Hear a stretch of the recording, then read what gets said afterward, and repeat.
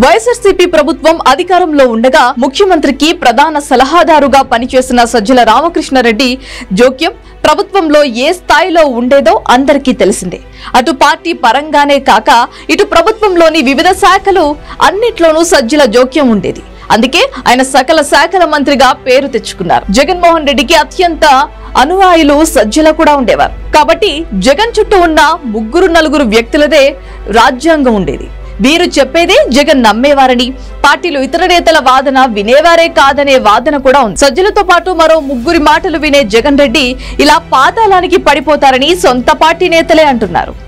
అయితే ప్రభుత్వంలోనూ అంతటి జోక్యం ఉన్న సజ్జల రామకృష్ణారెడ్డి చాలా చోట్ల చేతివాటం ప్రదర్శించారనే ఆరోపణలు ఉన్నాయి. వైసీపీ ప్రధాన కార్యదర్శి సజ్జల రామకృష్ణారెడ్డి కనుసన్నల్లో క్వాటేజ్ గనుల్లో భారీ దోపిడీ జరిగిందని సిఐడి అధికారులకు మంగళవారం ఫిర్యాదు అందింది.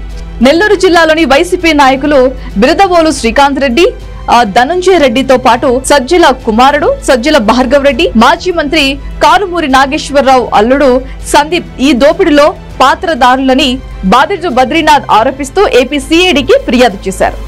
సైదాపురం మండలం జోగుపల్లిలో తనకున్న 240 ఎకరాల భూమిని బలవంతంగా లాక్కొని క్వాటేజ్ ను అక్రమంగా తవ్వి దోచుకున్నారని ఆ ఫిర్యాదుల్లో పేర్కొన్నారు. 800 కోట్ల విలువైన ఖనిజాన్ని దోపిడీ చేశారని అన్నారు. ఇది అన్యాయమని తాము అన్నందుకు తమపై రౌడీ షీట్లు తెరుస్తామని బెదిరించారని బాధితులు వెల్లడించారు. తమ పిల్లల మీద ఆత్మకూరు డీఎస్పీ కేసులు సైతం పెట్టారని వెల్లడించారు. తవ్వకాలు ఆపాలని తాము హైకోర్టుకు వెళ్లి ఆదేశాలు కూడా తెచ్చుకున్నామని, అయినా తమకు న్యాయం చేయాలని ప్రభుత్వాన్ని బద్రీనాథ్ కోరారు. అయితే సజ్జల ఏకంగా 800 కోట్ల అక్రమార్జన చేశారని ఆరోపణలు రావటం సంచలనంగా మారింది. లక్షల టన్నుల క్వారేజ్ మార్కెట్ లో అక్రమంగా విక్రయించారు.